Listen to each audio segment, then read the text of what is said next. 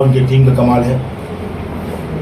Detail आएंगे इनके बारे में। उनके बगल में श्री गोपाल सोनार जी हैं, जो किड्स के प्रेसिडेंट हैं, हमारे ऑर्गेनाइजेशन के प्रेसिडेंट हैं, शुरू से ही प्रेसिडेंट हैं और तकरीबन ये 2030 से लेकर आज 2026-23 साल से हमारे साथ ये काम कर रहे हैं। मैं जनरल सेक्रेटरी हूँ और तो बगल में प्रोफेसर तैयब नुमानी साहब हैं, जो लिटरेरी वर्ल्ड के बहुत ही जाने माने शख्सियत सिर्फ यहाँ है, हिंदुस्तान में ही नहीं बल्कि हिंदुस्तान के बाहर भी, बांग्लादेश, पाकिस्तान और दूसरे देशों में उनका पेपर पढ़ाता है और उनका चर्चा होता है, उनका कुछ चर्चा होता है। तो ये हम लोग हैं और हमारे साथ बहुत सारी पूरी टीम है, जो तकरीबन कम से कम 50 दीवानों की टोली है जो यहाँ मौजूद है। एग्जाम वॉलंटरी है, अगर कोई बच्चा ये एग्जाम नहीं देगा तो उसके मेन एग्जाम पे सेहत पे कोई असर नहीं पड़ेगा, उसके स्कॉलरशिप पर असर नहीं पड़ेगा।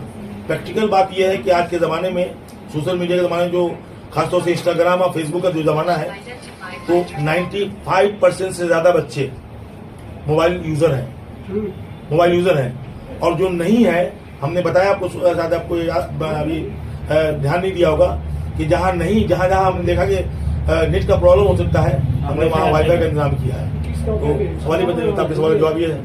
नेक्स्ट क्वेश्चन सर, क्या बजट है आपका? मतलब हमारा एक एनजीओ है, रजिस्टर्ड एनजीओ है, ठीक है। हम लोग एग्जाम जो करवाते हैं इसमें नॉन प्रॉफिट ऑर्गेनाइजेशन है, हम लोग कोई प्रॉफिट के लिए नहीं कराते, इसमें कोई कमर्शियल एक्टिविटी इन्वॉल्व नहीं है। और ये डेटा जो हम लोग मतलब ले रहे हैं, ये विलिंगली बच्चे दे रहे हैं और स्कूल्स दे रहे हैं, गार्जियंस दे रहे हैं। हम लोग किसी से कोई भी सॉफ्टवेयर या किसी को इस तरह से इन्फ्लुएंशियल मतलब डेटा इन्फ्लुएंस करके डेटा कैप्चर नहीं कर रहे हैं। तो यहाँ पे डेटा प्राइवेसी और डेटा इसका कोई मतलब क्वेश्चन ही नहीं है। आपका एडमिट कार्ड में जो QR कोड है, इसी को हमने बेस बनाया है। इसी QR कोड से स्कैन करेंगे बच्चे, उनका रिजल्ट भी डाउनलोड हो जाएगा। जैसे कभी जाके हम लोग का अभी सिस्टम है, माध्यमिक का रिजल्ट निकलता है या HS का निकलता, बच्चे जाके साइबर कैफे में roll number, date of birth, ये वो सब भरते हैं। उसके बाद से सर्वर इतना स्लो चलता है और डाउनलोड होने में टाइम लगता है। ये सब सारे सिस्टम्स को हमने बाईपास करके सिर्फ एक QR में लाके डाल दिया है। जैसे ही हमने अपने किड्स के प्लेटफॉर्म पे हम लोग अनाउंस करेंगे रिजल्ट आउट हो गया, क्लिक होगा रिजल्ट, क्लिक करेंगे बच्चे, उसके बाद से स्कैनर फिर खुल जाएगा। फिर अपना किड्स का मतलब जो एडमिट कार्ड है उस पर स्कैन करेंगे, उनका मतलब रिजल्ट। कोशिश को सराहो मेरे हमराह से, क्या बात, मेरी कोशिश को सराहो मेरे हमराह से, मैंने एक शम्मा जलाई है। टेंशन तो है कि हम लोग इतना मेहनत कर रहे हैं और मेहनत का रिजल्ट भी आ रहा है। हाँ। जब मेहनत का रिजल्ट आ रहा है तो अभी सेटिस्फाई होता है, क्योंकि हम लोग जो चीज चाह रहे थे कि बच्चे लोग के अंदर कंपटीशन आए, टीचर लोग के अंदर कंपटीशन आए और स्टूडेंट लोग के अंदर कंपटीशन, तो ये हम लोग देख पा रहे, सामने से देख पा रहे। अब मीडियापुर में जाके देखिए, हर घर में किड्स का चर्चा, हर घर में कोचिंग हो रहा है एग्जाम के लिए कोचिंग हो रहा है। हर स्कूल में स्पेशल क्लास हो रहा। मुदियाली बॉयज जो स्कूल है, वो पहले नाम देने नहीं मांग रहा था, तो उसके जो गार्जियन है वो हमको फोन किए कि আমরা নিজের থেকে নাম দেবো, আমরা হতে পারে না, কোনোদিন হতে পারে না, আপনাকে স্কুলে থ্রু দেওয়া। पूरे गार्जियन गए हेडमास्टर के पास कि কেন আপনারা নিচ্ছেন না। फिर वो गार्जियन हेडमास्टर को रिंग किया कि আপনি আসুন, এসে আমাকে বলে দিন, डेमो दिन की হবে। हमने हर क्लास में जाके डेमो दिया, वहाँ से बहुत बच्चे आए हैं, बहुत बच्चे। तो ये तो सेटिस्फेक्शन की पर्सनली मेरा ईमान नहीं है, मेरा ईमान है इर्तिका पे, इर्तिका, इसको इवोल्यूशन कहते हैं, क्योंकि इनकलाब जो है वो देर पा नहीं होता। तो हम जो काम कर रहे हैं किड्स के प्लेटफॉर्म से इर्तिकाई काम कर रहे हैं, इवोल्यूशनरी काम कर रहे हैं, हम कोई इवोल्यूशनरी काम नहीं कर रहे हैं। हम लोग लेंगे ना, उसको एग्जाम को एवरेज मार्किंग जो होगा, उस एवरेज मार्किंग हम अचीव करेंगे। एवरेज मार्किंग क्या होगा, मानिए कोई बच्चा पहले एग्जाम में 70 लाया, दूसरे एग्जाम में 90 लेके आया, तो 90 या 70 तो कितना हो गया, आप 160 हो गया। लेकिन दूसरा बच्चा का पहले एग्जाम में 50 लाया और पहले एग्जाम में अगर हमारे 95 लाया और दूसरे एग्जाम में 50 लाया, तो और हो गया। तो दो एग्जाम को हम लोग कंपेयर करते हैं, ताकि अभी जो हम लोग किया है अगले एग्जाम तक उसका इम्प्रूवमेंट। क्योंकि उनके डेटा हमारे पास अवेलेबल है, नेट पे अवेलेबल है, स्कूल वाइज अवेलेबल है, हर सतह पे उनका डेटा अवेलेबल है। बट हमारे बच्चों का डेटा हमारे पास अवेलेबल नहीं रहता है। तो उनका डेटा कलेक्ट करने के लिए कि किस लेवल पे हमारे किस स्कूल के बच्चे, कौन सा स्कूल कितना अच्छा परफॉर्म कर रहा है, बच्चे कैसे परफॉर्म कर रहे हैं, उनके लिए हम ये सेट एग्जाम लेते हैं, स्टूडेंट्स एवेल्युएशन टेस्ट। हम लोगों का मकसद ये है कि ये सेट जो है मगरबी बंगाल के वर्नाकुलर के हर बच्चे तक पहुंचे, हर बच्चे तक। उर्दू मीडियम हो, बंगाली मीडियम हो, आपको नेपाली मीडियम हो, हिंदी मीडियम हो, तमाम बच्चों तक ये सेट पहुंचे। पहुंचने का तरीका क्या है? हमारे रिसोर्सेज लिमिटेड हैं। हम लोग मतलब यहाँ पे वॉलंटियरली, ज्यादातर लोग यहाँ पे दीवानों की टीम है, जो बताया है सबने कि वही लोग मिलके काम करते हैं, रिसोर्सेज लिमिटेड हैं। और हमारे पास जैसे कि एक टेस्ट होता है माध्यमिक का, वन टाइप ऑफ टेस्ट है ये माध्यमिक एग्जामिनेशन जो होता है, एक बैरियर पार करते हैं हमारे बच्चे स्कूलों में, एक हायर सेकेंडरी का होता है, उसके बाद से वो लोग कॉलेज में चले जाते हैं, प्रोफेशनल लाइफ में चले जाते हैं। तो जो माध्यमिक का जो एग्जाम होता है वही हमारा एवोल्यूशन होता है, वन टाइप ऑफ गवर्नमेंट का एवोल्यूशन जो होता है हमारे बच्चों का, कि हमारे इतने जो स्कूल में सारे वेस्ट बंगाल में जो गवर्नमेंट स्कूलों में जो बच्चे पढ़ रहे हैं उनका जो एवोल्यूशन क्या है, माध्यमिक का रिजल्ट होता है। तो माध्यमिक का रिजल्ट की बुनियाद पे बस माध्यमिक का रिजल्ट निकला, बात वहीं से खत्म हो गई। कौन फेल किया, कौन पास किया, गार्जियन समझे, स्कूल समझे, उसका फिर उस पर कोई चर्चा नहीं होता है, नहीं मतलब ना कुछ होता है। कोई बच्चे थर्ड हुआ, कोई फर्स्ट हुआ, कोई सेकंड हुआ, कुछ बच्चे लाइमलाइट में आते हैं, फिर उसके बाद से वो फिर गुमनामी में, अंधेरे में गुम हो जाते हैं। हमारा मकसद ये है कि हम लोग एक प्री बोर्ड, प्री माध्यमिक, जैसे कि 9-10 के जो बच्चे हैं उनका हम लोग टेस्ट लेते हैं अलग से, एक हम लोग प्री हायर सेकेंडरी टेस्ट लेते हैं जिसमें 11-12 के जो बच्चे होते हैं उनका टेस्ट लेते हैं।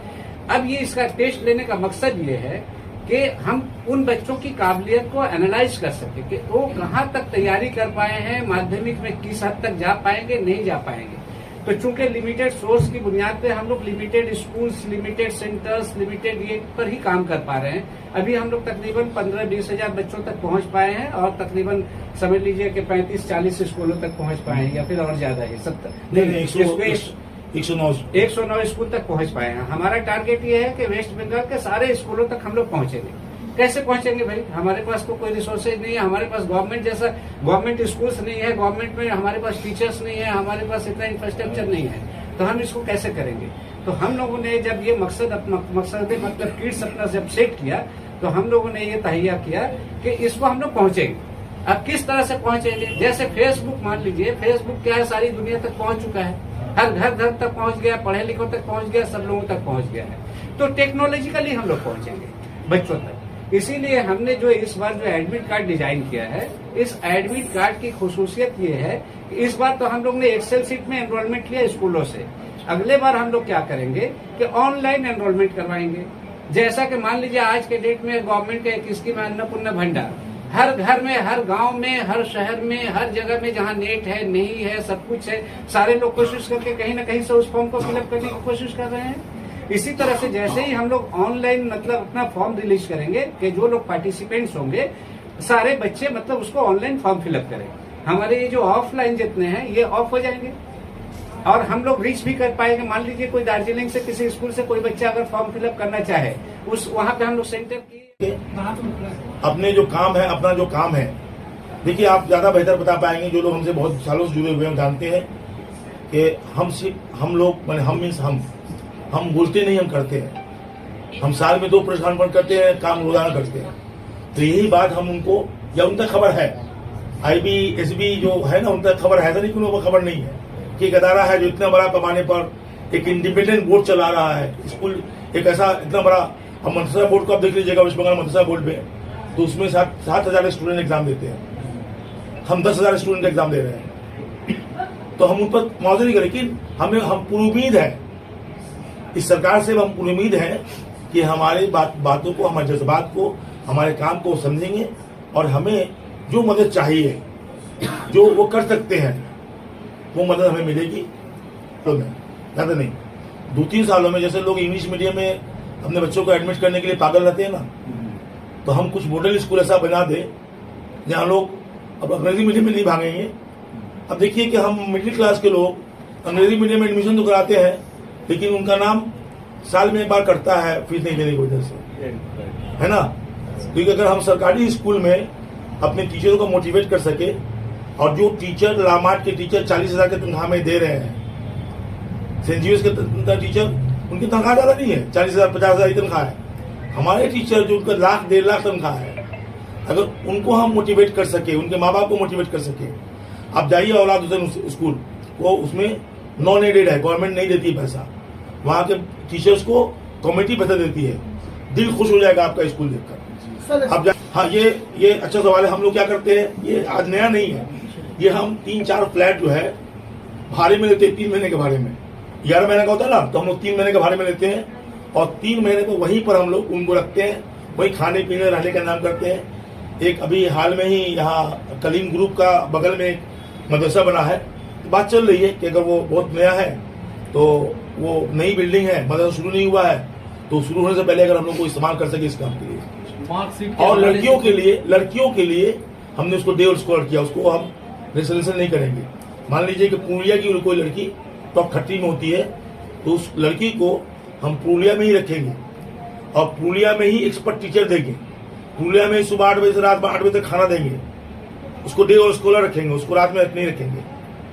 कोई लड़की आसनसोल की हुई है, रानीगंज की हुई है या मटियाबुज की हुई है, मटियाबुज खजीपुर तो हम लोग कर लेंगे रेसिडेंशियल, लेकिन वहां नहीं कर सकते हैं। तो मैं बता दूं कि किड्स ट्रस्ट जीत पाया है, अगर आप लोग पता कीजिएगा तो नट बिहारी, मोदी आली, यहाँ के गार्जियन जाकर हेडमास्टर से झगड़ा कर रहे हैं कि आपने हमारे बच्चों का नाम लास्ट डेट से पहले क्यों नहीं दिया, क्योंकि हमारी मजबूरी ये है कि लास्ट डेट के बाद हम बच्चों को नहीं ले पा रहे हैं, क्योंकि हम सारा कुछ कंप्यूटराइज है, सॉफ्टवेयर के माध्यम से है।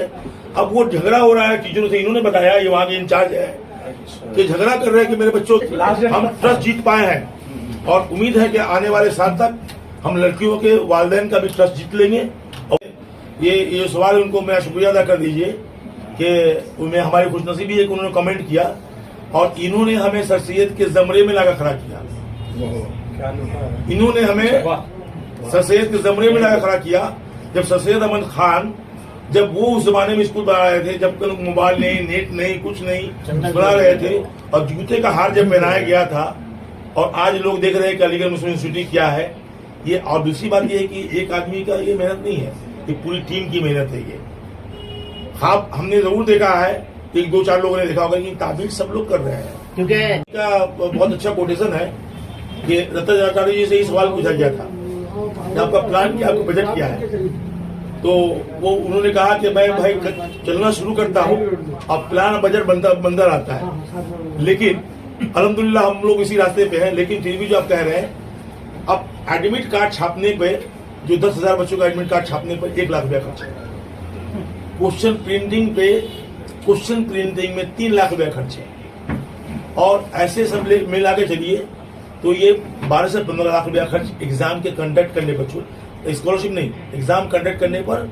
12 से 15 लाख रुपया। ये हम भीख मांगते हैं, पहली बात कि भीख मांगते हैं, लेकिन अब क्या है कि बड़ा भीख मांगते हैं। हमारा 23 साल हमारा उम्र हो गया हमारे काम का, हमारे किड्स का। अब 23 साल में अब जानते हैं कि बड़ी बड़ी कंपनियों में CSR होता है, कॉर्पोरेट सोशल रिस्पॉन्सिबिलिटी। तो कॉर्पोरेट सोशल रिस्पॉन्सिबिलिटी में बहुत बड़ा धांधली उसमें भी है, वहां नहीं जाते हैं। लेकिन जो अच्छी कंपनियां हैं, जैसे बंधन बैंक, जैसे टेगा ग्रुप ऑफ इंडस्ट्रीज, जैसे जुपिटर वागन, कुछ ऐसी कंपनियां हैं जिन कंपनियों को हमने अप्रोच किया, उनको अपना प्रोजेक्ट सुनाया और उनको दिल को छुआ, और वो बढ़कर सामने आए कि थोड़ा बहुत जो भी हो सका उनसे, फिर भी हम हर बार 2, 4, 5, 10 लाख के डेफिसिट में होते हैं। और अल्लाह ताला हम लोगों को ये ताकत दिया कि हमारा अदारा प्योर नॉन पॉलिटिकल है 23 साल से, अब तक नॉन पॉलिटिकल है, और अल्लाह चाहे हम लोग की दुआ करें कि नॉन पॉलिटिकल ही रहे हमेशा हमेशा। उसके बाद TMC की सरकार जो आई, पिछली सरकार, उसमें भी हमारे पास बहुत सारे लोग, बड़े MP, बड़े मंत्री हमारे स्टेज पे आए, बड़ा भाषण किया, बहुत सारे मीडिया वाले सुने भी होंगे जो यहाँ फ्रेंड्स हैं। लेकिन उर्दू एकेडमी को हमने उनके ज़माने में लिखा था, हमने अप्रोच किया था कि हमारा इतना बड़ा प्रोजेक्ट जहाँ हम घर घर पहुँचते हैं, उर्दू को बचाना हो। उर्दू एकेडमी कहा था कि अगर उर्दू को बचाना हो तो उर्दू तलबा तलबात को बचाना पड़ेगा, और उर्दू तलबात को बचाना हो तो मेयार को बचाना पड़ेगा, स्कूलों को बचाना पड़ेगा, और स्कूल को बचाना हो तो उनके लिए काम करना पड़ेगा जो काम हम कर रहे हैं। तो आप अगर हमें कोलैबोरेशन करें तो हम आपके जरिए, आपके पैसों से हम घर घर पहुंच जाएंगे मगरबी बंगाल में। मैंने उर्दू अकेडमी कहा था, फिर हिंदी अकेडमी, बंगला अकेडमी। तो उर्दू आती है। मैं यही बोलना चाहता, मैं देखिए यहाँ पर किसी पार्टी पर किसी हुकूमत का तरकीब नहीं। देखिए अफसोस की बात है कि नदीमुल हक साहब जो उस वक्त वाइस चेयरमैन थे, मैं उनके हाथ में वो जाके मोहर्रम दिया। जब दूसरी बार उनसे मुलाकात हुई तो हमने कहा कि भाई पढ़ा था आपने? नहीं भाई हम तो पढ़ नहीं पाए। ये 3 महीने के बाद भी उनको पूछा कि हमने 3 महीने के बाद पढ़ा था आपने? तो उनको टाइम नहीं मिला, पढ़ने का टाइम नहीं मिला।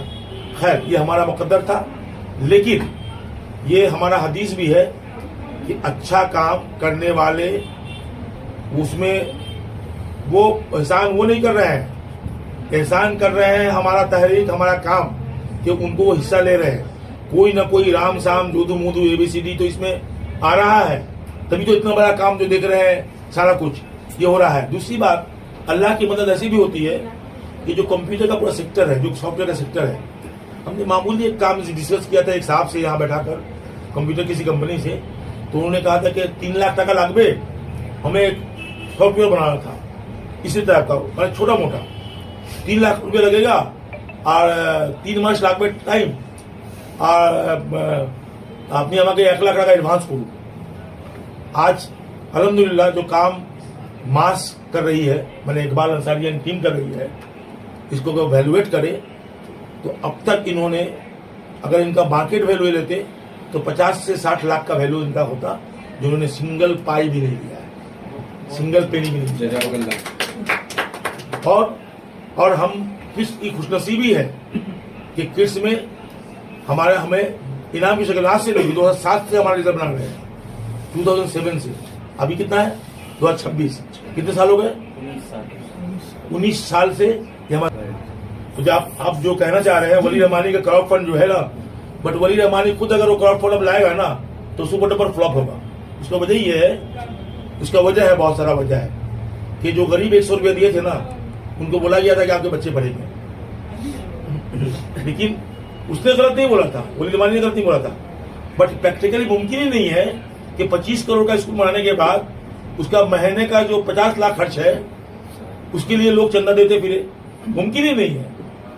तो हमारा जो सोच है ये है कि हम उसको जब तक प्रोफेशनलाइज नहीं, कमर्शियलाइज नहीं करेंगे, माने मान लीजिए हम स्कूल किया भी तो उसमें एक सेक्टर हम अमीरों के रखेंगे ताकि उनसे पैसे आए और उन पैसों से हम गरीबों के बच्चों को, जो बाकी 50% है, उन बच्चों की खिदमत कर सके। यही हमारा फॉर्मूला है। सर आपके प्रेस कॉन्फ्रेंस में पहली बार में विजिट, उनकी टीम का कमाल है, डिटेल आएंगे इनके बारे में। उनके बगल में श्री गोपाल सोनार जी हैं जो किड्स के प्रेसिडेंट हैं, हमारे ऑर्गेनाइजेशन के प्रेसिडेंट हैं, शुरू से ही प्रेसिडेंट हैं, और तकरीबन ये 2003 से लेकर आज 2026-23 साल से हमारे साथ ये काम कर रहे हैं। मैं जनरल सेक्रेटरी हूँ, और तो बगल में प्रोफेसर तैयब नुमानी साहब हैं जो लिटरेरी वर्ल्ड के बहुत ही जाने माने शख्सियत, सिर्फ यहाँ हिंदुस्तान में ही नहीं बल्कि हिंदुस्तान के बाहर भी, बांग्लादेश, पाकिस्तान और दूसरे देशों में उनका पेपर पढ़ाता है और उनका चर्चा होता है, उनका चर्चा होता है। तो ये हम लोग हैं, और हमारे साथ बहुत सारी पूरी टीम है जो तकरीबन कम से कम 50 दीवानों की टोली है जो यहाँ मौजूद है। Women in studies, short form में किड्स, अब ये ब्रांड बन गया है मगरबी बंगाल में, वेस्ट बंगाल में किड्स। तो ये शुरू हुआ था 2003 में, और चलते चलते उस वक्त हम लोगों ने 2004 में पहला एग्जाम जो स्टूडेंट्स इवैल्यूएशन टेस्ट लिया था, उसमें 140 बच्चे बैठे थे। ये 2004 की बात बता रहे हैं, और 2004 के बाद ये चलता रहा, और आज 2026 में जब हम 19 जुलाई को एग्जाम करने जा रहे हैं, मैंने स्टूडेंट्स इवैल्यूएशन टेस्ट कंडक्ट करने जा रहे हैं, तो इसमें 10,000 बच्चे हाउस सर्जन की तरह से, नर्सिंग में हाउस सर्जन होता है ना, जो 24 घंटा रहता है, हमारे पास शिफ्ट वाइज 8-8 घंटे का शिफ्ट वाइज में 24 घंटा उनके पास टीचर मौजूद होगा, जो वो अगर मैथ्स में अटक रहे हैं, अंग्रेजी में अटक रहे हैं, फिजिकल साइंस में अटक रहे हैं, कहीं भी अटक रहे हैं, तो 24 घंटा वो टीचर के साथ है। उनके साथ एक हमारा मैडेन होगा, हॉस्टल मैडेन होगा, और वार्डन होंगे। एक जो हम लोग देते हैं रेसिडेंशियल कोचिंग पहले भी चला चुके हैं हम लोग, 2008, 9, 10 वगैरह में चला चुके हैं, जिसमें हम लोग सुबह में बेटी में देते हैं उनको चाय के साथ अंडा, बॉयल अंडा, उसके बाद देते हैं नाश्ता, माने बैलेंस डाइट, उसके बाद देंगे हम उनका ब्रेकफास्ट, लंच, उसके बाद देंगे टिफिन, उसके बाद देंगे रात का डिनर, उसके बाद देंगे दूध या हॉर्लिक्स रात में सोते वक्त, यानी 6 टाइम डाइट, जो हम पहले भी किया है, किड्स ने पहले भी किया है, इस बार फिर वो करेंगे। तो एक और उनका जो स्टेइंग कंफर्ट होगा वो किसी भी 3 स्टार होटल से कम नहीं होगा इंशाल्लाह।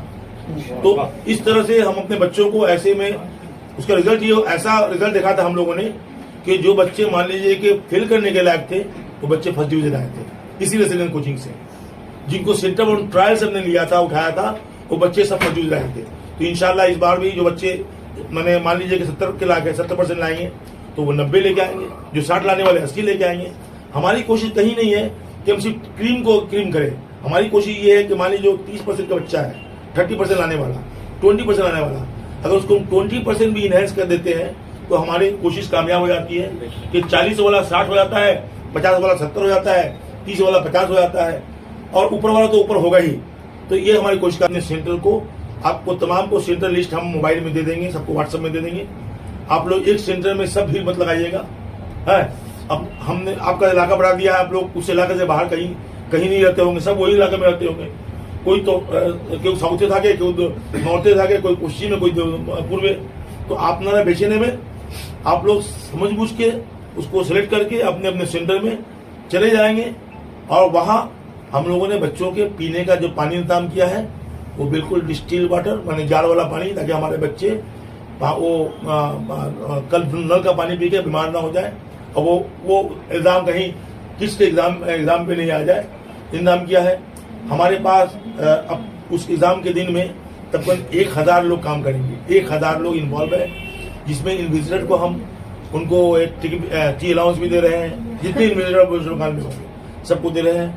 और ये कि आप लोग अपने मीडिया के जरिए, रोज तो सोशल मीडिया वाले बहुत अच्छा न्यूज कवर करते हैं, और मैं शुक्रगुजार हूँ तमाम लोगों का। पार्टिसिपेंट सर्टिफिकेट है, उसके बाद देखिएगा मार्क्स है, टोटल मार्क्स क्या है, उनका मार्क्स क्या है। मजे की बात यह है कि ये दोनों अहम नहीं है, अहम है उसके नीचे अहम है जो बच्चों ने जो अपना OMR, जो इतने हजारों बच्चों ने जो अपना OMR दिया, एग्जाम अटेम्प्ट किया, उसके OMR को हमने जो असेसमेंट किया है, हमने जो मार्किंग किया है, उसको हमने बताया कि देखो बेटा, तुमने 1 का आंसर C लिखा था, वो C नहीं होगा, उसको C को हमने लाल सर्कल से गोल कर दिया, और सिर्फ यही नहीं, उसको बताया नहीं बेटा C नहीं होगा, ये B होगा। फिर B को हमने ग्रीन, लाइट ग्रीन से हमने गोल कर दिया। सिर्फ वही नहीं, बल्कि जो बच्चा अटेम्प्ट नहीं किया उसको हमने डीप ग्रीन से गोल किया कि देखो बेटा यही ये होगा। और ये सारा ये सॉफ्टवेयर जो है, ये जो जानते हैं कि AI का बहुत ही एडवांस दौर चल रहा है। AI के एडवांस से एडवांस जो फॉर्मेट है, उन तमाम को एग्जा करके, उन तमाम को कोलाज करके एक अलग सॉफ्टवेयर बनाया गया है, और वो सॉफ्टवेयर के लिए मुकम्मल क्रेडिट जो है, जिसका नाम मास कंपनी है। मास कंपनी जो कंप्यूटर वर्ल्ड की बड़ी कंपनी है, government of India, government of Bengal, उनका बहुत बड़ा काम हम लोग करते हैं। उसके मैनेजिंग डायरेक्टर इकबाल अंसारी साहब जो हमारे पास बैठे हुए हैं, ये इकबाल अंसारी साहब के दिमाग का देन है कि इस तरह का मार्कशीट उन लोगों ने जनरेट किया, और ये इंडिया का पहला मार्कशीट बन गया। उसके बाद से अब जाहिर सी बात है कि हम अपना किस जो है अपना एक 2000 हो गई इस बच्चे में, इस एग्जाम में जो 19 जुलाई को एग्जाम होने वाला है, उसमें 2000 बच्चे सिर्फ मटिया पुरुष से हैं। तो उसमें सब स्कूल है, तो उसमें एक सेंटर किया हम लोगों ने धानखेती हाई स्कूल में, एक सेंटर किया हम लोग हसरत मोहानी में, और एक सेंटर किया हम लोग पुराना सेंटर हमारा गार्डनिंग मौलाना गर्ल्स हाई स्कूल में। और ये 2000 बच्चों को हमने बांट दिया, जिसमें बंगला मीडियम, हिंदी मीडियम, जैसे केशोराम कॉटन का जो स्कूल है वो हिंदी मीडियम है, और जैसे Nat Bihari girls, Nat Bihari boys, Modiyali girls, Modiyali boys, Bengali medium, Shyam Prasad girls, Bengali medium. तो ये लोगों को हम लोगों ने एक जगह पर दे दिया। हमारा क्वेश्चन पेपर का जो सेट है वो क्वेश्चन पेपर चुके माध्यमिक में या उच्च माध्यमिक में हिंदी और उर्दू वालों को अंग्रेजी में क्वेश्चन मिलता है, लेकिन बंगला वालों को बंगला में मिलता है। सो हमारा क्वेश्चन पेपर हर एग्जाम में बंगला में ही होता है, बंगला वालों के लिए बंगला में ही होता है। अब ये तो आपको बताया कि 2 सेंटर यहाँ, 3 सेंटर हुआ। तीसरा हुआ कि हम निकल गए फिर इस्लामिया में 5 सर्कस और सेंट्रल कटरा के जो स्कूल है, जैसे APD कटरा मदरसा जो स्कूल है, या फिर इस्लामिया हाई स्कूल खुद है, या मुफीद इस्लाम, अंजुमन मुफीद इस्लाम है, अंजुमन इस्लामिया है, या किराया स्कूल है, हाई स्कूल है, या फिर उपास सर्कल हाई स्कूल है, इन तमाम स्कूल का सेंटर हम लोगों ने इस्लामिया में दिया। तीसरा सेंटर हम लोगों का ये पहले भी था, तीसरा centre Mohammad Jan high secondary school में है, जो Mohammed Jan high secondary school में CMO boys, CMO girls, Mohammed Jan और प्रेसिडेंसी, ये 4 स्कूल मोहम्मद जान के सेंटर में है।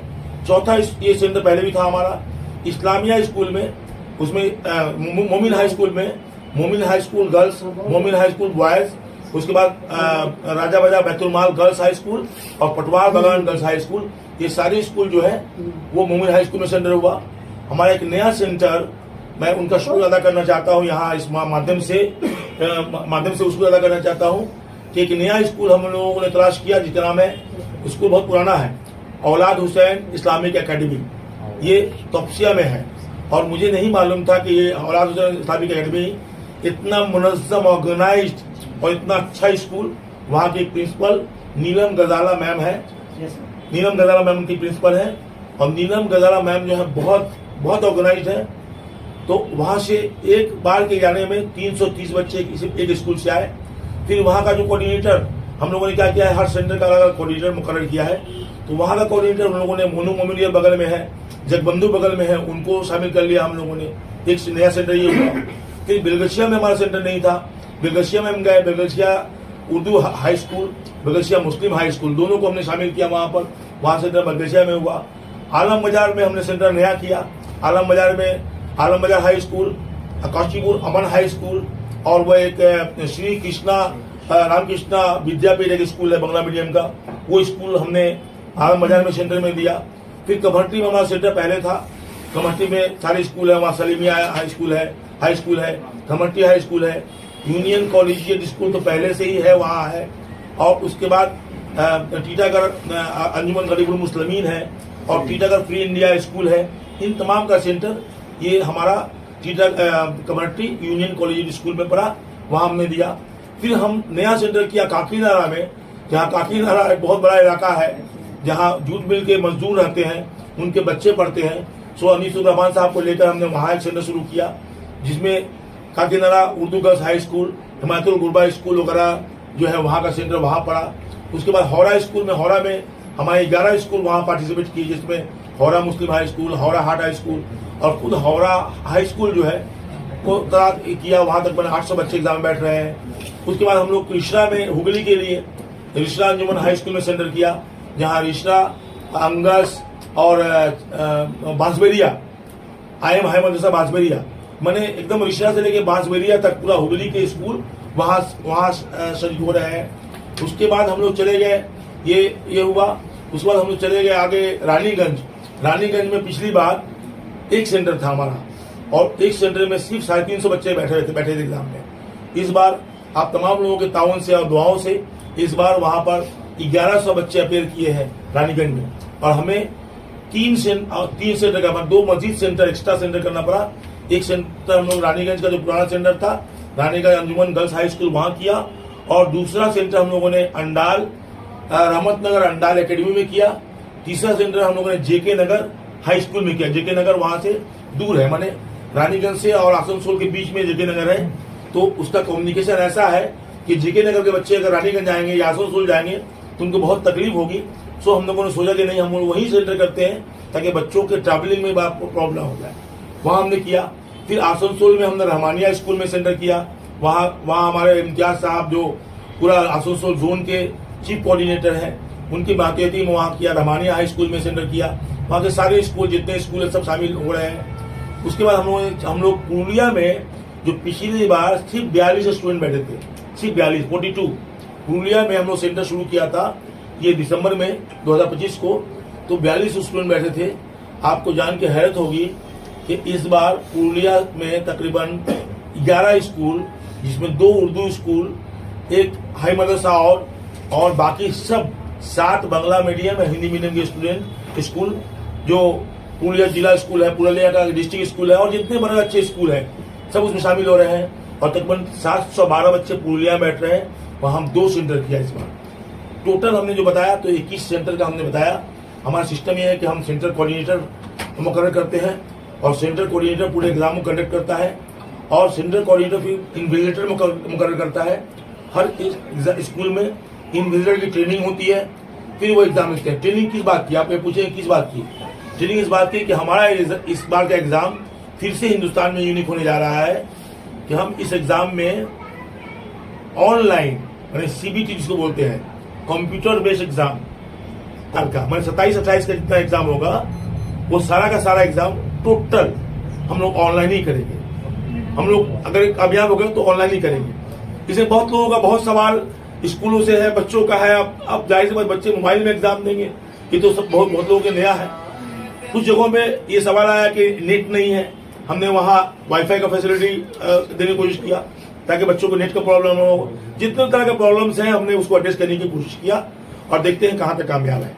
उसके बाद ये एग्जाम होने के बाद फिर हम लोग, मजे की बात है कि मोबाइल जो लेके बच्चे एग्जाम देंगे, उसके बाद 2 घंटे का OMR में एग्जाम है, फिजिकल एग्जाम। तो क्या बच्चे के पास मोबाइल रह जाएगा? नहीं। इलेक्शन कमिश्नर ऑफ इंडिया की तरह हम लोगों ने तमाम बच्चों के लिए 10,000 बच्चों के लिए मोबाइल पैकेट का इंतजाम किया है, मोबाइल पैकेट, और 10,000 बच्चों के लिए, और पैकेट के साथ उनका टोकन का इंतजाम किया है। इन्विजिलेटर उनका मोबाइल जमा लेगी आधा घंटे के बाद और उनको एक टोकन दे दिया जाएगा, 27 नंबर टोकन, 28 नंबर टोकन, जो भी उनका टोकन है, ताकि जो मेन एग्जाम हो, फिजिकल एग्जाम जो होगा, उसके बाद वो आराम से टोकन जमा देंगे, अपना इन्वॉल्व लेंगे, अपना मोबाइल लेकर घर जाएंगे। ये सिस्टम है। उसके बाद से हमारा OMR का एग्जाम शुरू होगा। OMR के एग्जाम में ये हमारा पुराना ही मेथड है कि उसमें हमारा 9 का 10 का जो उनका सिलेबस है, उस सिलेबस पे क्वेश्चन है, जिसमें physical science, life science, history, geography, maths, English और GK। ठीक उसी तरह 11 का science, commerce, arts, 12 science, commerce, arts, उनके सिलेबस के मुताबिक क्वेश्चंस होंगे। 100 क्वेश्चंस होंगे। 100 क्वेश्चन के बाद वो OMR में उसी तरह उसको इंसर्कल करेंगे। इंसर्कल करने के बाद फिर वो जमा देंगे 2 घंटे के बाद, और फिर हम लोग उसको भी सॉफ्टवेयर के माध्यम से, जैसे ये रिजल्ट हम लोग निकाला है वैसा रिजल्ट हम लोग निकालेंगे। और इकबाल भाई इस पर भी काम कर रहे हैं कि उसके बाद उस रिजल्ट में हम उनसे यही गुजारिश करेंगे, और शायद ये काम कर भी रहे हैं, कि उस रिजल्ट में एक QR कोड हो, उस रिजल्ट में एक QR कोड हो, और उस QR की मदद से अगर मान लीजिए कोई क्वेश्चन का आंसर गलत किया है या कोई क्वेश्चन सही भी किया है, तो उस QR की मदद से उसका साइट में जाकर, चाहे YouTube का साइट हो या कोई नेशनल इंटरनेशनल साइट हो, उस मान लीजिए कि वो ओम्स लॉ पे कोई सवाल है, चार्ल्स लॉ पे कोई सवाल है, तो वो सवाल बस वो इस QR के जरिए से वो पूरा डिटेल उनको मोबाइल में मिल जाए कि वो QR कोड से तमाम कुछ इन डिटेल स्टडी कर सके।